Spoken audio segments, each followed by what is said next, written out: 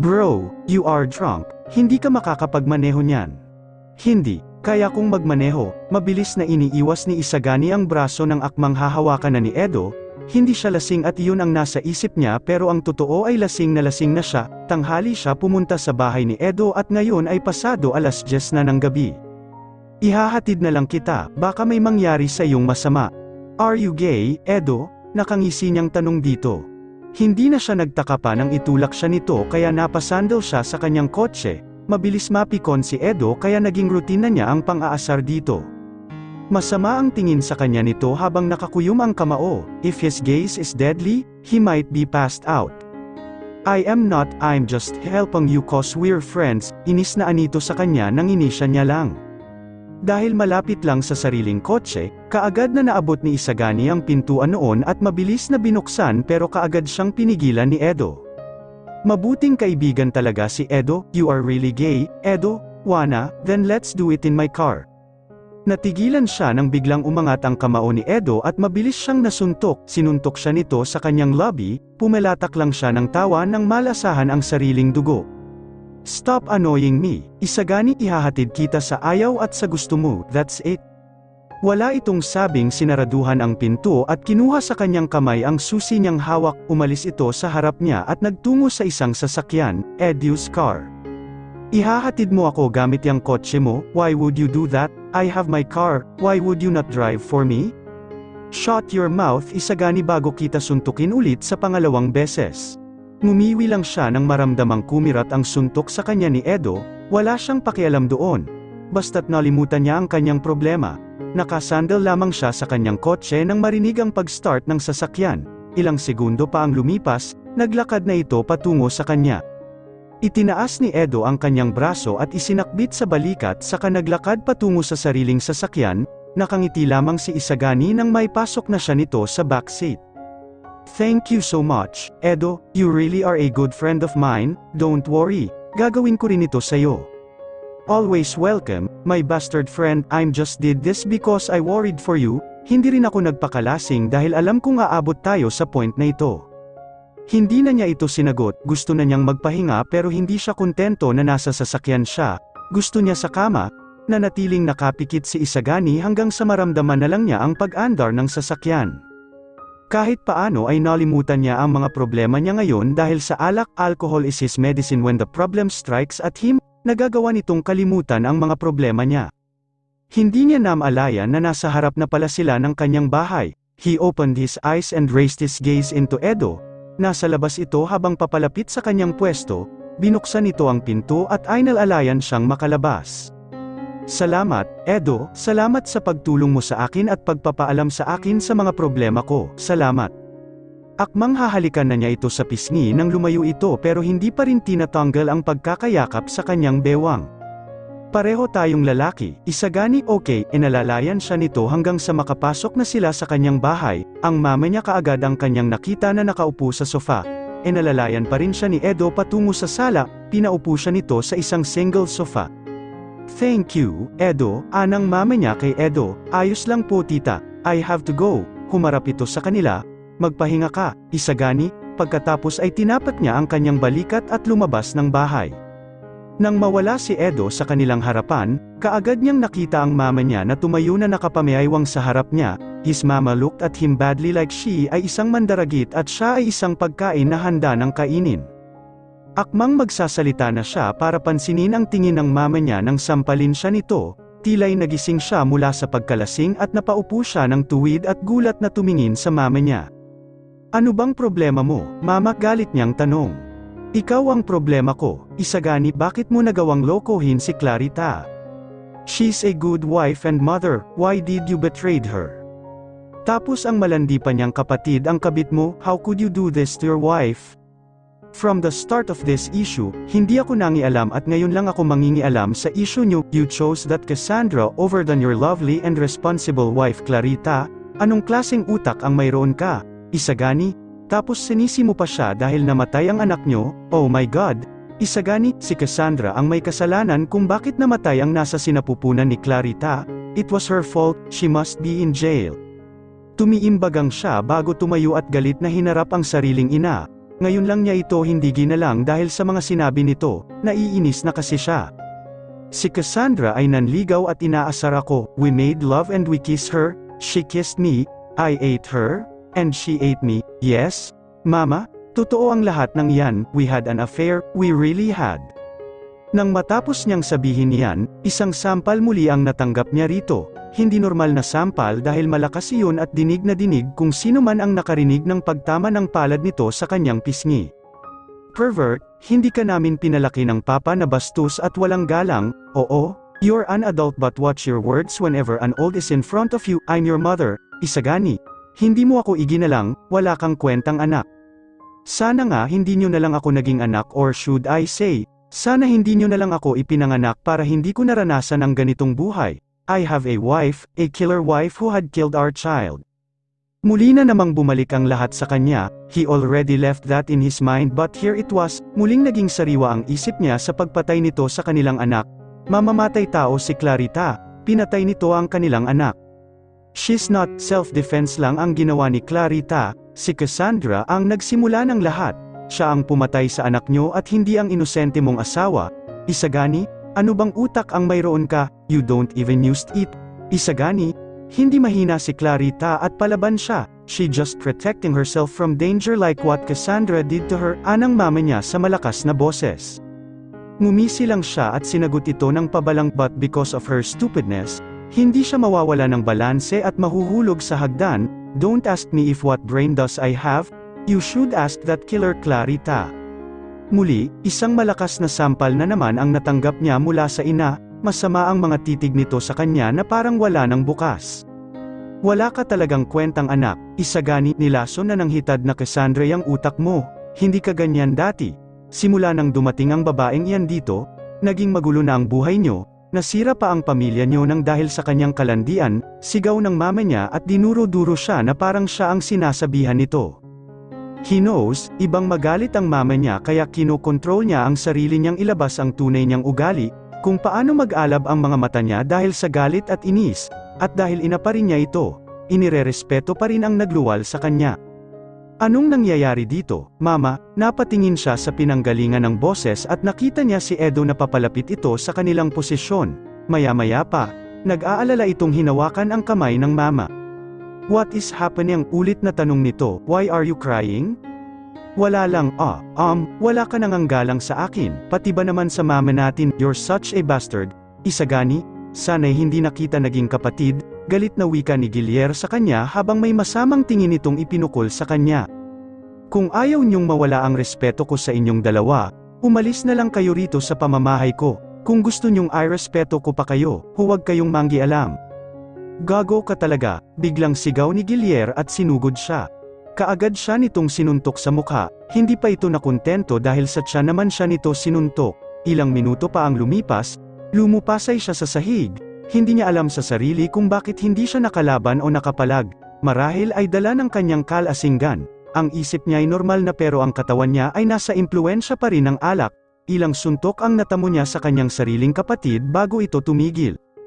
Wala kwenta ka talaga, Isagani, hindi lang yan ang matitikman mo sa akin dahil kapag sinagot mo pa si Mama, baka mapatay pa kita, anito sa nananakot na boses, stop that, Gilier, hayaan mo na lang siya. Mama, ina ka namin pero hindi ka ginag-alang katulad ng ginawa ng tarantadong ito, gigil na anes ni Gilier at akmang susugurin pa siya nang hawakan ng mama niya ang braso nito. Isang ngisi ang gumuhit sa mukha niya bago tumayo sa pagkakahiga sa sahig. Masakit ang katawan niya pero hindi niya yun inaalala, wala siyang pakialam kung hindi man siya pala Karen ni Gilier basta't nasabi ang gusto niya. Hindi ka pa ba kontento, Gilier, kasi alam kong hindi pa sapat ang mga suntok mo sa akin, why would you not kill me? Ayon naman talaga ang totoo mong ugali, you're a heartless. Nakangising bulalas niya saka itinaas pa ang kamay nang sabihin ang salitang heartless. Umuwi ka na, Gilier, what? Sumama ka sa akin, Mama, hindi ko hahayaang manatili ka pa rito sa pamamahay ng hudas mong anak. I'm fine, may gagawin lang ako, maaari mo bang sabihin sa akin kung ano yon? Palalayasin ko pa ang malanding si Cassandra dito, she's not belong in this family, anang mama niya sa nanggagalaiting tono. At sino ang malandi, mula sa may puno ng hagdanan, Napatingin silang tatlo roon, napakunot noo na lamang si Isagani nang makita si Cassandra na nakarob lang at halatang bagong ligo ito, naglakad ito pababa na akala mo'y reyna ng kaharian.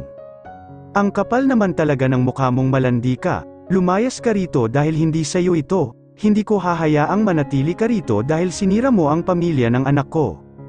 Susugod na sana ang mama niya nang pigilan ito ni Guillier, paseksi pang naglakad si Cassandra patungo sa kanyang tabi. Nang nasa tabi niya, niyakap nito ang kanyang braso at isinandal ang ulo sa kanyang balikat.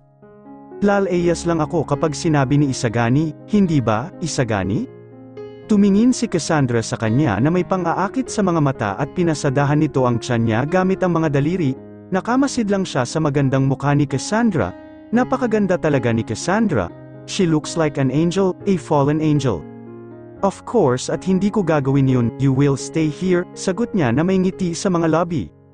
Ang kapal-kapal talaga ng mukha mo, Cassandra, napakakapal, kasing kapal ng makeup mo. Sa ngayon, kasama mo pa si Isagani pero sa dulo, hindi ka mananalo. Babalik si Clarita, babalikan ka niya, at ikaw, dinuro siya ng ina niya. Sinabi ko na sa iyo ito noon, pero uulitin ko lang, simula ngayon, kakalimutan na kita, kakalimutan ko na may anak ako na katulad mo, magsama kayong dalawa, but in the end, mananalo pa rin ang legal na asawa. At galit na tumalikod ang mama niya na sinundan ni Guillier, lumabas ang dalawa ng bahay, hindi niya alam kung ano ang gagawin, bigla kasi siyang natauhan, natigilan na lamang siya nang hawakan ni Cassandra ang nininigas niyang alaga, nakabakat yun sa pantalon niyang suot. Matagal na rin simula nang may ginawa tayo, baka naman pwede mo akong pagbigyan, Isagani, nakakagatlabi nitong tanong. Ngumisi lang siya at binuhat si Cassandra patungo sa master's bedroom, ang kwarto nila ni Clarita. Nang makapasok, kaagad niyang inihagis si Cassandra sa kama, bigla na lamang niyang nakita ang hiyas at mga dibdib nito dahil natanggal ang tali ng robe at lumihis ang tela pababa.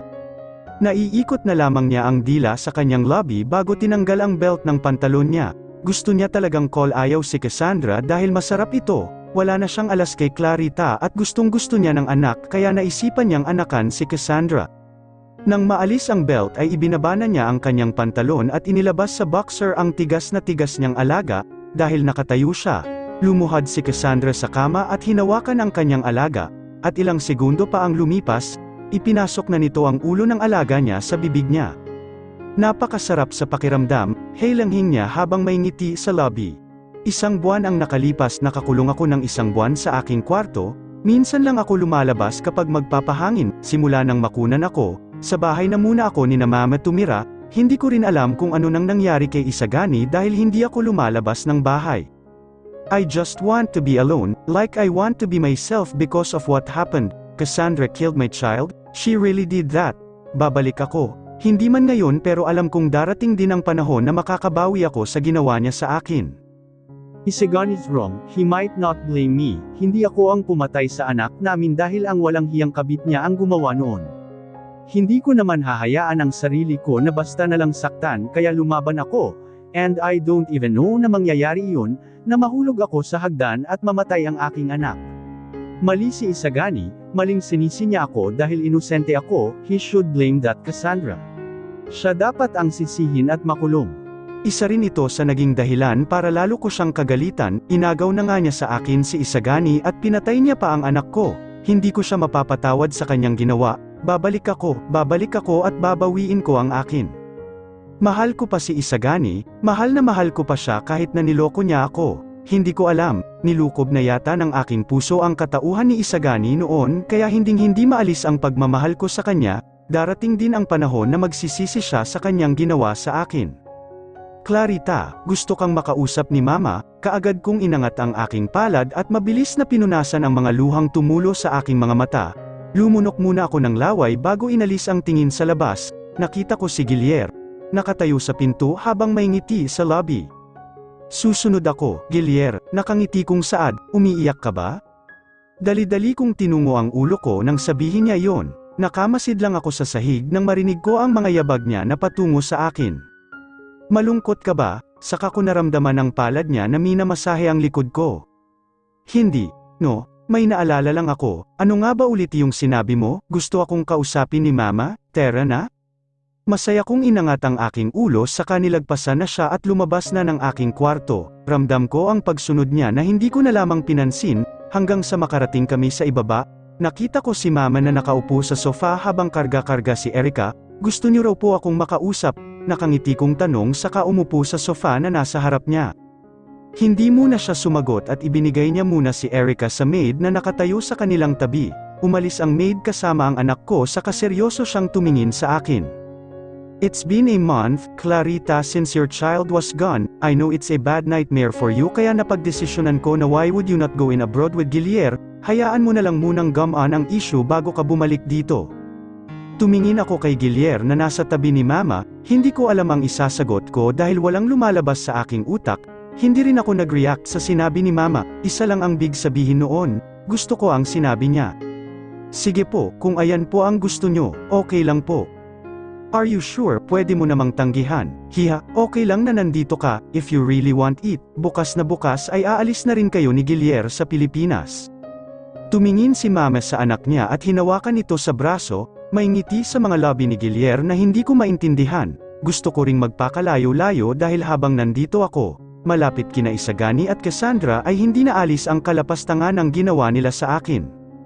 Kung iyan po ang makakabuti, why not, agree po ako, Mama, sabi ko habang may ngiti sa mga lobby. Tumayo siya at lumapit sa akin sa kaniyakap ako, makakatulong sa iyo ang paglayo mo kina Isagani at Cassandra, pretty sure na aalagaan ka ni Guillier doon, huwag kang mag-alala dahil babalik rin kayo rito once na maalis na ang problema riyan sa utak mo, all you have to do is move on. Sunod-sunod akong tumango nang sabihin niya yon, gusto ko talagang magpakalayo-layo at mag-move on, ngayon ko lang ito naranasan kaya naman sobrang hirap para sa akin. Si Isagani ang pinakaunang lalaking minahal ko, 17 ako nang maging boyfriend ko siya kaya naman treasure siya para sa akin. Pero ginawa niya ito, ang mambabae, it really hurts me a lot.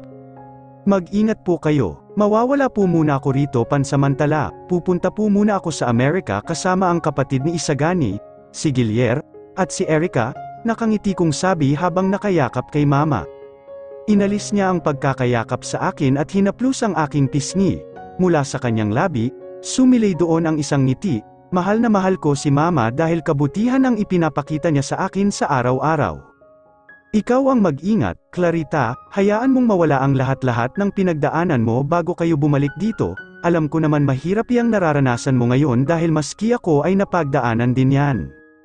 Umalis siya sa harapan ko at naglakad patungo sa bintana. Naka-crossed arms niya habang ramdam ko ang pagkaseryoso ng kanyang mukha. Medyo nagulat ako nang sabihin ngayon niya yung huli niyang kataga, hindi lang pala ako ang nakaranas nito dahil maski ang mama ko ay nakaranas din. Ngumiti ako bago lumapit kay Mama at niyakap siya patalikod. Huwag niyo na pong alalahanin ang lahat, Mama, kaya kalimutan mo na po ang nakaraan. Humarap siya sa akin na katulad kanina ay may ngiti sa mga labi.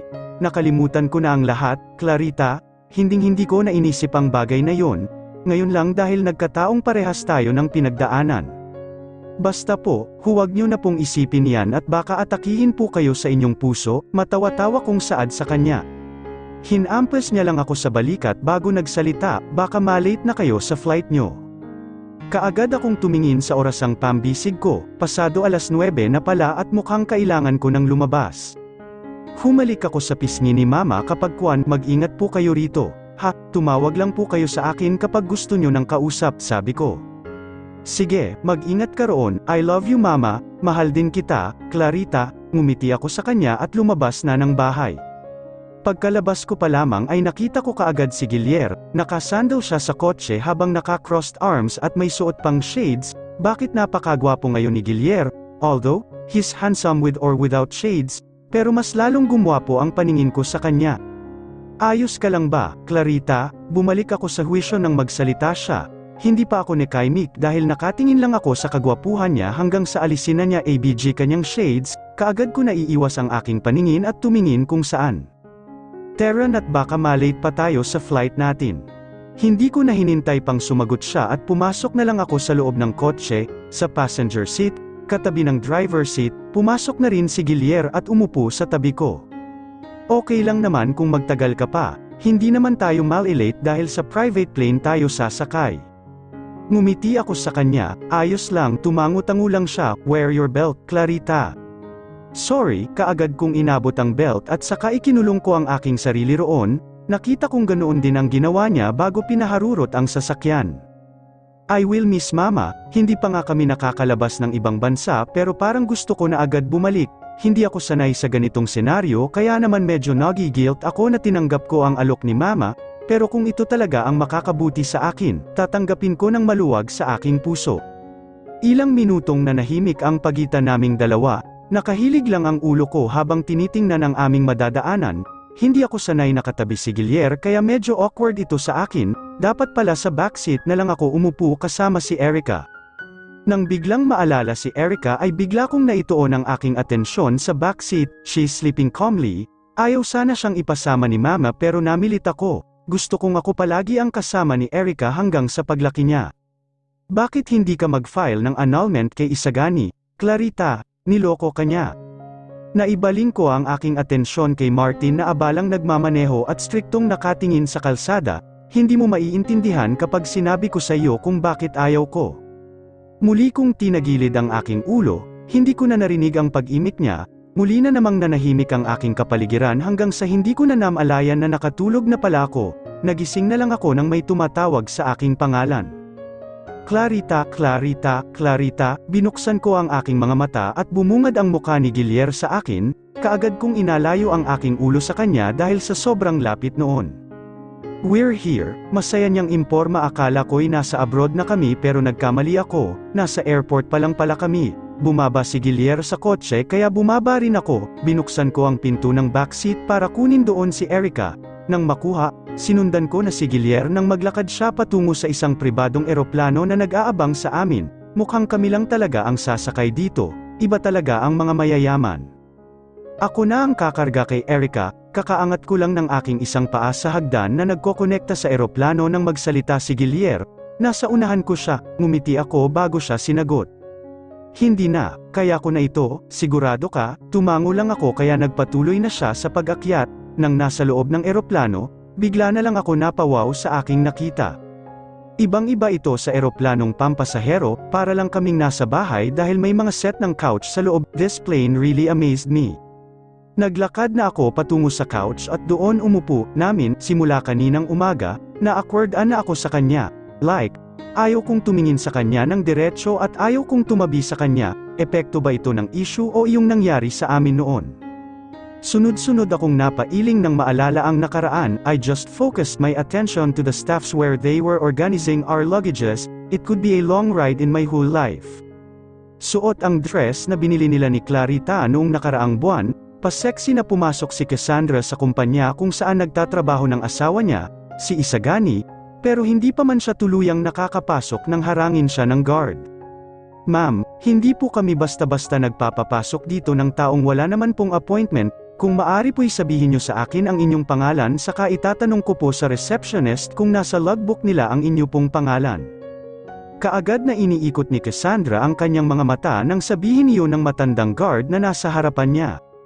Ako si Cassandra at wala akong appointment dahil pupuntahan ko ang asawa ko, umalis ka na nga sa harapan ko at baka mahawa pa ako ng kabobohan mo. At asawa niyo po si Sir Isagani, hindi po ba't si Ma'am Clarita ang asawa niya? Ngumisi siya sa kamuling iniikot ang mga mata, oo, asawa ko na si Isagani, huwag mo nang babanggitin ang pangalang Clarita dahil nakakadiri lang, pati, hiwalay na sila at ako na ang bagong asawa ni Isagani, kaya umalis ka sa harapan ko at padaanin mo ang ma'am mo. Kaagad namang umalis sa harapan niya ang guard kaya dali-dali siyang naglakad at pumasok na sa kakabukas lamang na elevator, akmang may papasok doon na 2 empleyado nang magsalita siya. Hep, huwag kayong papasok dito, ako muna, hintayin niyong tumaas ito dahil ayaw kong may kasama, baka mahawa pa ako ng kabahuan niyo, Marting anes niya at dirang-dirang pinagmasdan ang 2 lalaking nasa labas. Pawisan ang mga ito na mukhang tumakbo, ang isa sa kanila ay may dalang manggilan-ngilang folder. Ma'am, nagmamakaawa po kami, kailangan lang po naming ipasign ito sa CEO, need na po kasi ito ngayon na, anang may hawak ng mga folder. Inikat niya lang ang kanyang mga mata, huwag kayong papasok, okay, maghintay kayo, sigaw niya at inasar pa ang 2 bago tuluyan na yung nagsarado. Bumuga siya ng hangin mula sa bibig bago tiningnan ang sariling refleksyon sa dingding ng elevator, napangiwi na lang siya nang mapansing manipis ang lipstick niya. Kinuha niya mula sa sling bag na nasa balikat niya ang lipstick na binili nila ni Isagani initong nakaraan, pulang-pula iyon at iyon ang paborito niyang kulay. Kinapala niya ang manipis niyang labi bago nagpaganda, nang makontento ay ibinalik na niya sa kanyang sling bag ang lipstick na hawak bago nagpaganda at nagmodel sa maliit na espasyo ng elevator na kanyang kinalalagyan. Maganda naman talaga siya kaya maraming mga lalaki ang nagkakandara pa sa kanya. Ilang minuto pa ang lumipas ay nagbukas na iyon kaya lumabas na siya, nasa 18th floor siya dahil ito ang floor na sinabi sa kanya ni Isagani, nandito kasi ang opisina nito. Nang makita ang isang pinto na may nakasulat na CEO's office, ay kaagad niya iyong binuksan, pero imbes na si Isagani ang bumungad, ang matandang matagal-tagal na rin niyang hindi nakikita ang nasa harapan niya, ang matandang ilang beses siyang pinarausan, nakaupo ito sa visitor's chair at mukhang may hinihintay. At anong ginagawa mo rito, tanda, mataray niyang tanong saka pumamewang sa harap nito. Imbis na sagutin siya nito, lumapit lang ito sa kanya at may pagnanasa sa mga mata nito. Hindi ka man lang nagbago, babae, hindi nagbago ang ugali mo, mukhang nakalimutan mo na ang kasalanan mo, pinatay mo lang ang asawa ko, nakangising asik nito sa kanya. For your information lang, ha, siya rin ang pumatay sa sarili niya dahil sa kahibangan at kabobohan niya. But you're still a killer, umarko ang makapal na kilay ng matanda bago pinagkrus ang mga braso sa harap ni Cassandra. Pwede bang itigil mo na ito, tanda, umalis ka rito dahil hinahanap ko ang asawa ko, inis niyang wika sa kanilagpasan nito at umupo siya sa couch habang nakadekwatro.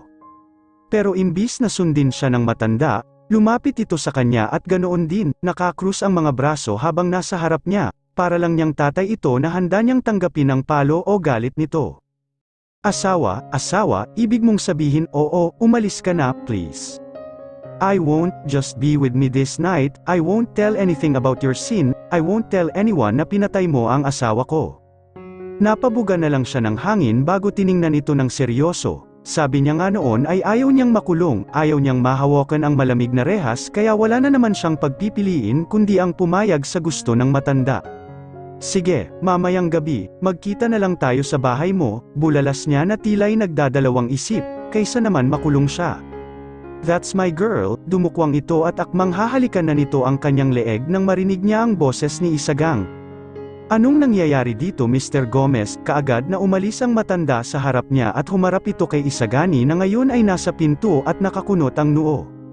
I'm just talking to your wife, AHMM. By the way, can we cancel our meeting? My illness strikes again. I need to visit my doctor. Anang matanda na alam niyang walang katotohanan yun dahil excited lang ito dahil sa muli na naman silang magsisiping. It's okay, Mr. Gomez, ani Isagani saka pumunta sa table niya at umupo sa swivel chair, bigla itong tumingin sa kanya dahilan para maiiwas niya ang kanyang paningin at ituon iyon sa glass wall. I need to go, see you, Mr. Gomez, be safe. Nakangiting saad ni Isagani sa matanda bago ito lumabas, nang dalawa na lamang sila. Nagsalita muli si Isagani, what are you doing here, Cassandra? Naibilang niya ang atensyon dito. Lumunok muna siya bago tumayo at lumapit dito, tumayo sa likod nito at minasa masahe niya ang balikat nito. Lumihis pababa ang dalawa niyang mga palad sa dibdib nito pababa sa tiyan at mga hita ni Isagani. Nakakagat labing idinikit ni Cassandra ang kanyang labi sa tainga ni Isagani bago bamulong ng angkinin mo ako Isagani, ngayon na. Because of that, Isagani felt lost again because of this woman behind him, tuwang-tuwa ka pa sa ginagawa mo sa akin, kinuha mo na ang lahat sa akin, ang posisyon ko sa kumpanya, ang bahay ko, at ngayon, ang pera ko naman, ano nang isusunod mo, ang anak ko, mas lalong damiin ang pagkakakapit niya sa gate at hindi nawala sa mga mata niya ang masamang tingin sa ina. It's your karma, Isagani, hindi ito mangyayari kung hindi ka nanggabit, okay lang sana, pero mas pinili mo ang walang hiyang babaeng yan.